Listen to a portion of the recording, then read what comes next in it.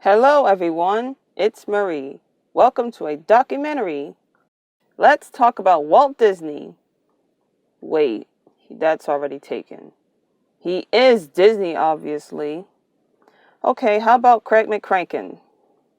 He is also taken. How about some best anime creators? Leiji Matsumoto or Monkey Punch? Oh, all of them are already taken. The creators who make the best cartoons, movies, music, and video games always get talked about. Then people respect, care, and love them. So much of their history and future. Now what to do?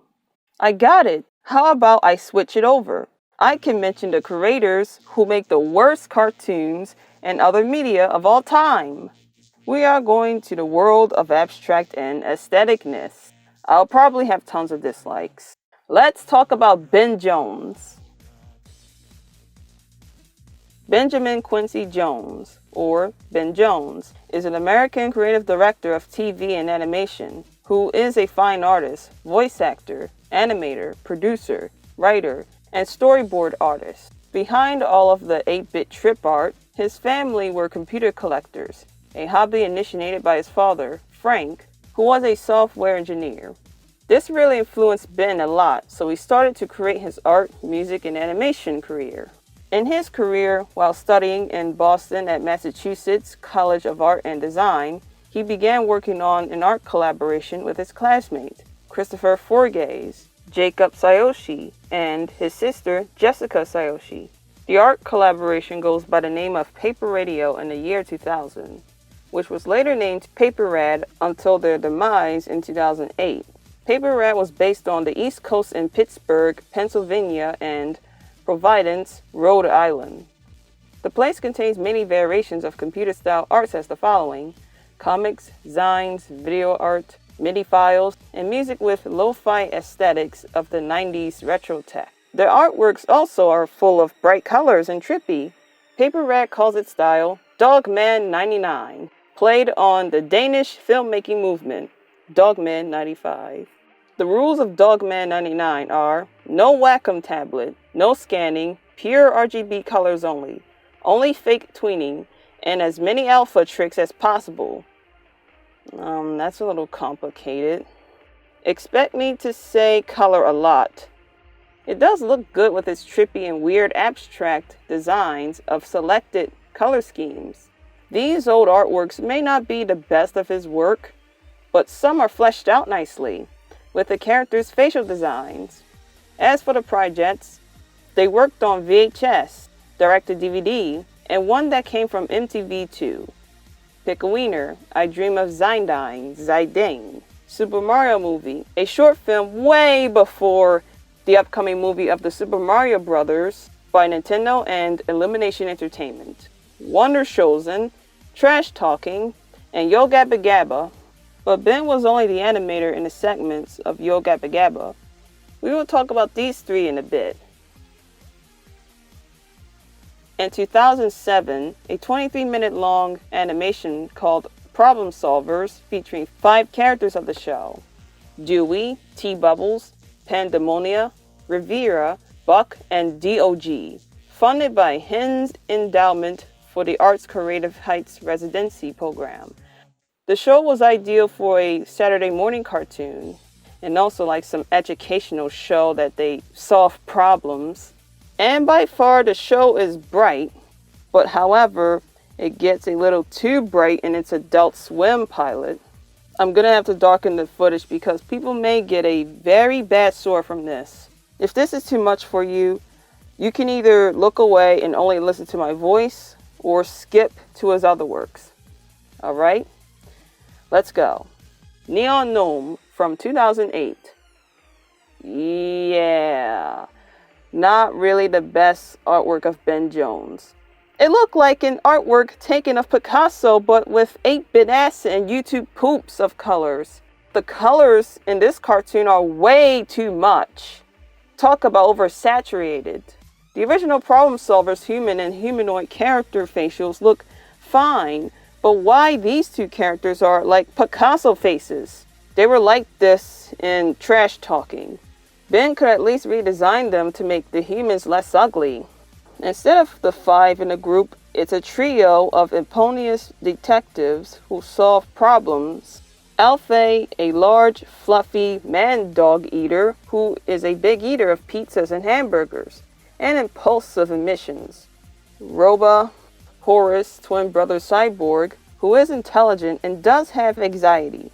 The two are voiced by Ben Jones, and Horace voiced by Kyle Kaplan, a calm and collected leader of the Solution Group, also adopted Alfie when he was young.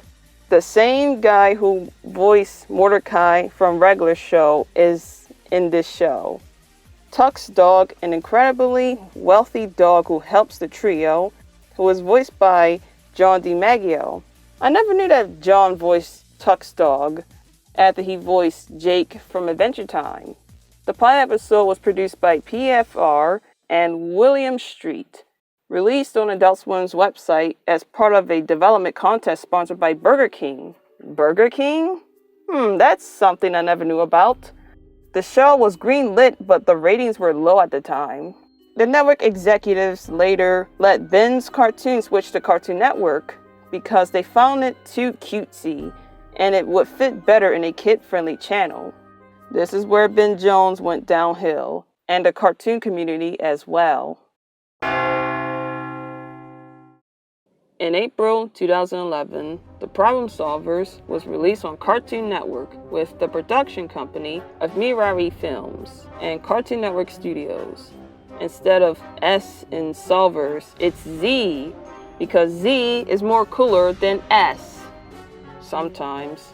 Ben was inspired by Roger Ramjet and the Rocky and Bullwinkle show. He felt very good with the character designs, cohesiveness, jokes, and timing. The show is animated from Adobe Flash like other cartoons from Cartoon Network. It even has veteran 2D digital animators Eric Pringle, Greg Miller, who created Whatever Happened to Robot Jones, John Pham, Martin Sindreda, John Vermillion, and Michael Yank. The writing progress is longer while the animation progress is comparatively quicker. I can see that because it does look rushed and very limited animation in a low-budget production. Why? There were only 15 animators working on this series. Wow.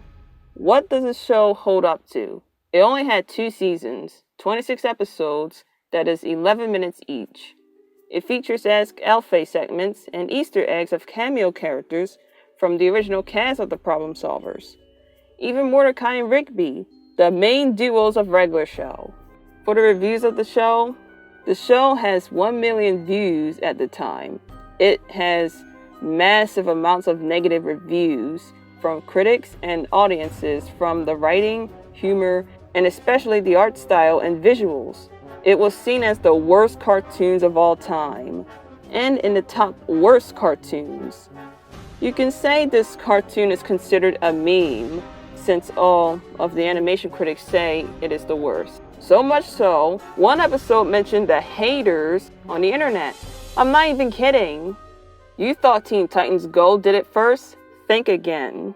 There were network issues to the show and put on hiatus after the first season for a year until 2013.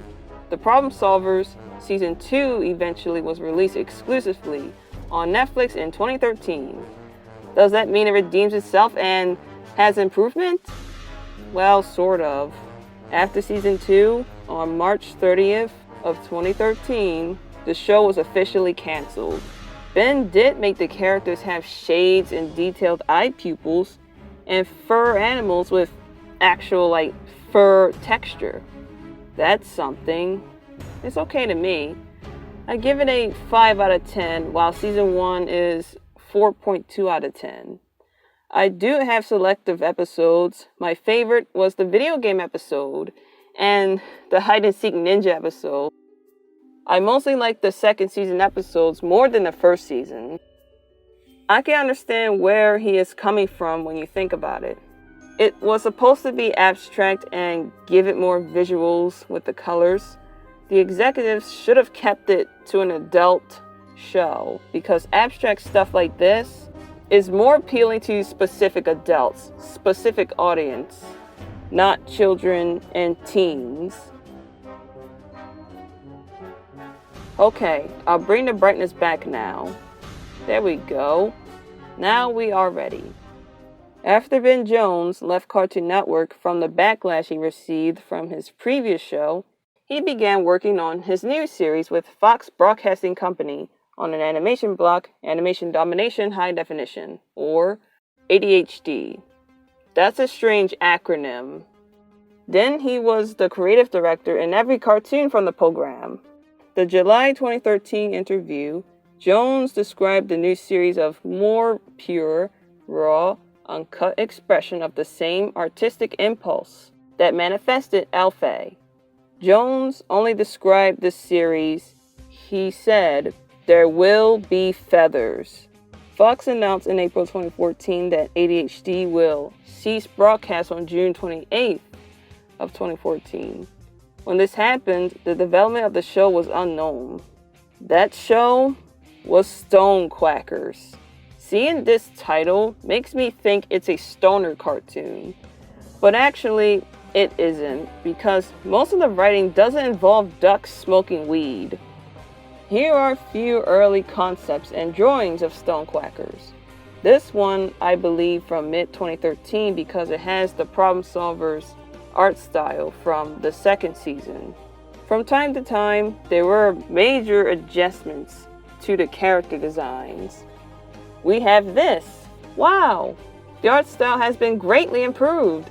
It's more calm and less oversaturated color schemes. Stone Quackers was moved to FXX, making it the first original cartoon in the network. The show was released on October 27th, 2014. I already made a review of this show from the Double Ducks review along with DuckTales 17, but this time I'll talk about its description. Stone Quackers is set in a fictional island of Cheeseburger Island. The series is about the surreal misadventures. Wit, voiced by Wither Thomas, a slacker duck who is prone to erratic behavior and serious of judgment. Clay, voiced by Clay Tantum, a best friend of Wit and a slacker too. Plus owns a cat named Gothfield, which is Garfield as a goth. Whitmer and Clay? That's a really fitting name for the characters. These two characters are based on the actors' names. Barf, voiced by Ben Jones, an unintelligent duck with poor impulse control, just like Alfie. Dottie, voiced by Heather Lawless, a friend of the duo's ducks with mental illness who has love interest with Officer Barry, voiced by none other than John C. Reilly, who was behind the voice of Wreck-It Ralph. Barry is a French-Canadian inept police officer who faces abuse from his family at home.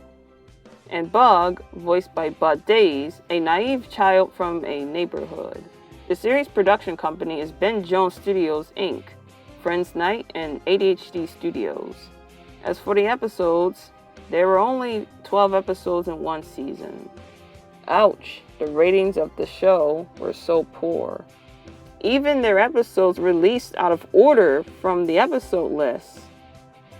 The last episode, believe it or not, was a special guest, and that was Miley Cyrus. On July 3rd, 2015, Stone Quackers was canceled. What's next? A spin-off was made called Gothball around May 1st, 2015, through July 3rd, 2015 as the same year of the original series. This is where Gothball, originally named Gothfield, interacts with the other characters who can talk often.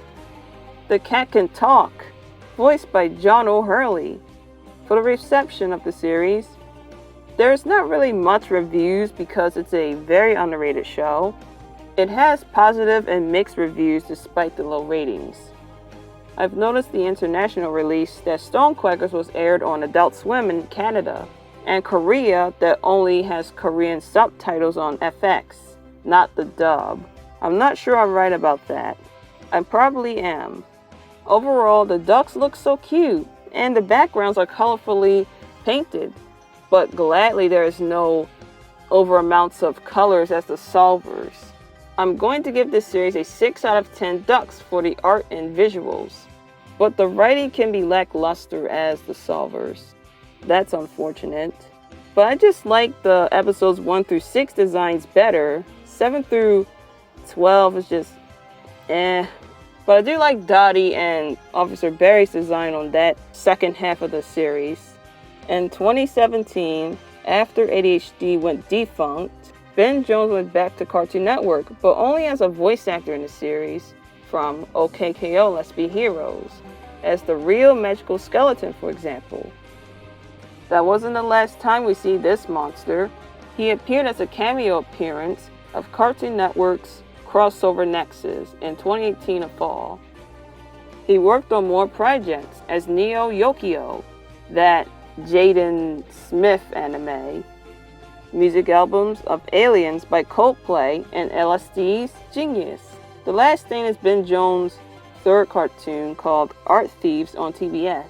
I don't know what's with the typos. Sadly, the only description I have is this. There are no screenshots nor video footage at the time this video was made. I guess we'll have to wait on this one. In conclusion, Ben Jones had its hit and miss in the world of animation. It was surprising to see how Ben was experimental of his paper rat days and his 2 TV shows. Eventually, Art Thief will be a better show for Ben. I'm really curious about that show and what's its appearance like. But what I don't get is when most people talk about critically panned shows, the creators left not mentioned or remain anonymous of who they are and want them dead or something life-threatening. It's very unfair and disrespectful. You can hate the show, but not the creator. Off topic, I know. Ben seems like a nice and cool guy because he does have some friends from CN and any other company that he associated with after all those years. This was very fun to make after all those research. It's pretty easy than my previous history videos. Time to end this documentary. Follow me on Twitter for some updates and exclusives from me. It's Marie. Thank you for watching. This has been a long journey. I'm surprised you're still here. Yeah, this trip, huh? It's very... Yeah, I know. Hey, what do you say we pull off at the next rest stop and take a break? Maybe you can freshen up. We've got a while to go. DVD-ly speaking.